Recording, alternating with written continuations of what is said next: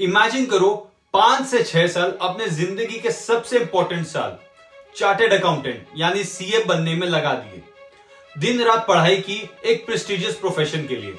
और जब आईसीआई का कैंपस प्लेसमेंट होती है तो कंपनीज आती है जैसे टीसीएस ऑफर ला रही है 3.86 lakh fixed and 3.63 lakh variable only.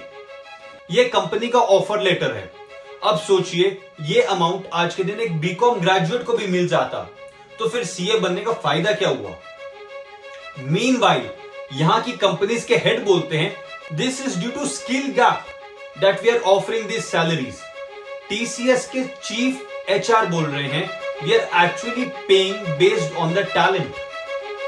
तो फिर क्या ICI is producing incompetent CA या फिर there is a skill gap in the current CS. अगर हम इनके हेड्स की सैलरी की तरफ देखते तब आपके होश उड़ जाएंगे। ये कंपनी का एनुअल रिपोर्ट है जहां टीसीएस के खुद के सीओओ यानी चीफ ऑपरेटिंग ऑफिसर की सैलरी 26.18 करोड़ है और सीईओ चीफ एग्जीक्यूटिव ऑफिसर की सैलरी 25.4 करोड़ है। इन शॉर्ट, अगर टीसीएस एक सीए एम्प्लॉय को 6 लाख रुपए में हायर करे तो सीईओ की सैलरी 450 सीए के सैलरी के बराबर है। इसे ही हम एक्चुअली पे डिस्पैरिटी कहते हैं। मीनवाइल ये नंबर सिर्फ सीए फील्ड में नहीं है। IT company giant Cognizant recently offer 2.52 lakh annually for a job. पिछले 10 साल में आईटी सेक्टर में फ्रेशर्स की सैलरी हाइक बहुत ही स्टंट रही है। मतलब इंक्रीमेंट के नाम पे कुछ ज्यादा नहीं मिला, जबकि सीईओ और टॉप एग्जीक्यूटिव की सैलरी और बोनसेस हर साल आसमान छूने लगी है। ये एक एनालिसिस है जो बताती है TCS, Infosys, Wipro, HCL and tech Mahindra ये सभी आईटी के सीईओज की सैलरी नियर अबाउट 1500% से राइज हुई है। वही एक फ्रेशर की सैलरी सिर्फ 50% से राइज हुई है लास्ट 10 सालों में। अब यहां प्रॉब्लम इंक्रीमेंट का तो है ही है, साथ ही साथ इन्फ्लेशन का भी है। अगर इन्फ्लेशन के डाटा को समझे, पिछले 10 साल 2022 तक इंडिया में कंज्यूमर प्राइस इंडेक्स का इन्फ्लेशन 5.5% रही है। यह दिखाता है कि इन्फ्लेशन अपने लास्ट 10 सालों में क्यूमुलेटिव 70% हुई है। इसका मतलब समझे दोस्तों, पिछले 10 सालों में आईटी कंपनीज में एंट्री लेवल रोल्स की सैलरी 2012 के बाद इन्फ्लेशन ने इंक्रीमेंट को ही बीट कर दिया है। अब असली समस्या पर आते हैं। ये जो बड़े बड़े कंपनीज के हेड बार बार मेंशन कर रहे हैं वो है स्किल गैप। पार्ट 2, इंडिया का स्किल गैप एक नेशनल कंसर्न। इंडिया के पास दुनिया का सबसे यंग पॉपुलेशन है जिसमें 65% लोग 35 साल से कम के हैं, लेकिन हमारे स्किल डेवलपमेंट एफर्ट्स बहुत पीछे है।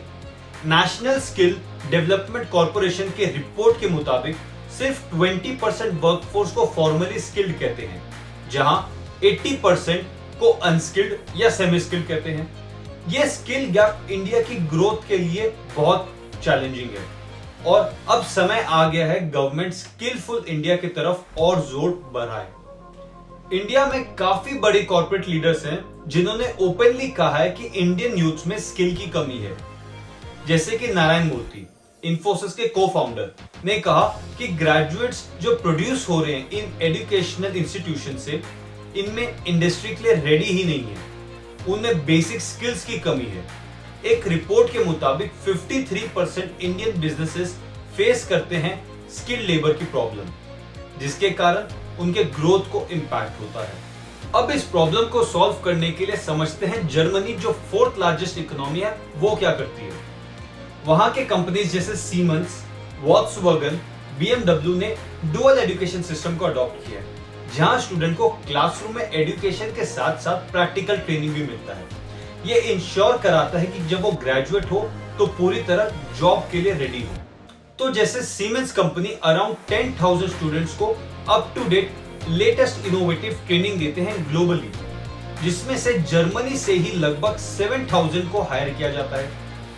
इससे उन्हें सबसे बेहतर प्रोफेशनल्स मिलते हैं जो कंपनी के लिए फायदेमंद होते हैं और एम्प्लॉयज का भी फायदा होता है जिससे उन्हें हाई स्किल्स मिलते हैं और उन्हें सबसे बेस्ट सैलरीज मिलती है। इससे इंडस्ट्री और लेबर फोर्स दोनों का फायदा होता है और गवर्नमेंट भी इन इनिशिएटिव्स को सपोर्ट करती है, क्योंकि ये पूरे देश के लेबर और गुड्स के क्वालिटी को इंप्रूव करता है, जो ओवरऑल देश के ग्रोथ को बूस्ट करता है। जर्मनी के इकोनॉमिक सक्सेस का बड़ा रीजन यही है। पिछले 10 साल में जर्मनी कॉन्स्टेंटली 1.5 से 2% जीडीपी ग्रोथ कर रहा है। इसका मेन रीजन उनके हाई स्किल्ड वर्कफोर्स है। जर्मन कंपनीज ने non profit and research institute के साथ मिलकर फेडरेशन बनाया, जिसमें more than 135,000 companies, 1200 research institutes and 85 non profit research associations हैं। इस फेडरेशन का main objective medium size businesses में रिसर्च, ट्रांसफर, इनोवेशन को प्रमोट करना है। इसका एम ये इंश्योर करना है कि स्मॉल मीडियम इंटरप्राइज फ्यूचर में जर्मन इकोनॉमी में कंट्रीब्यूट करे और अपने इंटरनेशनल कॉम्पिटिटिव रहे। इस फेडरेशन ने अब तक 14 बिलियन यूरोस, जो लगभग 1.3 लाख करोड़ के बराबर है, उन्होंने मल्टीपल प्रोजेक्ट्स में रिसर्च इनिशिएटिव में स्पेंड नहीं, इन्वेस्ट किया है। अब क्वेश्चन की बात यह है कि जर्मन कंपनीज अपने एम्प्लॉयज में इन्वेस्ट क्यों करते हैं? क्योंकि उन्हें पता है कि स्किल्ड वर्कफोर्स उनके बिजनेस ग्रोथ के लिए जरूरी है। ये उन्हें प्रोडक्ट क्वालिटी में वर्ल्ड क्लास बनाता है, इनोवेशन में सबसे आगे रखता है और ग्लोबल मार्केट में सबसे आगे रखता है। स्किल्ड एम्प्लॉयज ना ही एफिशिएंसी बढ़ाते हैं, बल्कि नए आइडियाज लाते हैं जो कंपनी के लिए फायदेमंद होते हैं। बट इंडिया में वोकेशनल एजुकेशन ट्रेनिंग डेटा दिखाता है 84% didn't get any training of any sort. तो फिर क्या, there are no happy stories for India? नहीं, there are some changes which are going on. जैसे कि आईटी मद्रास ने ओपन किया है सेंटर फॉर रिस्पॉन्सिबल एआई, जहां गूगल ने ज्वाइन किया है as a member and invest किया है for research on machine learning and artificial intelligence. Similarly ऐसे ही काफी और कंपनीज एंड रिसर्च इंस्टीट्यूट्स को साथ आना होगा और इंडिया को भी जर्मनी से सीखना चाहिए अगर वो स्किल डेवलपमेंट पर फोकस करें। तो हम अपने यंग पॉपुलेशन का फुल पोटेंशियल अनलॉक कर सकते हैं। गवर्नमेंट एंड कॉर्पोरेट्स दोनों को साथ में स्किल बिल्डिंग प्रोग्राम्स में इन्वेस्ट करना होगा, ताकि हमारे प्रोफेशनल टॉप नॉच प्रोफेशनल बन सके। इस टॉपिक पे आपका क्या ओपिनियन है? क्या आपको लगता है इंडिया में प्रोफेशनल्स को उनकी रियल वर्थ मिल रही है? कमेंट करके जरूर बताएं। अगर आपको ये वीडियो इंफॉर्मेटिव लगा तो लाइक करें, शेयर करें और मुझे फॉलो करें।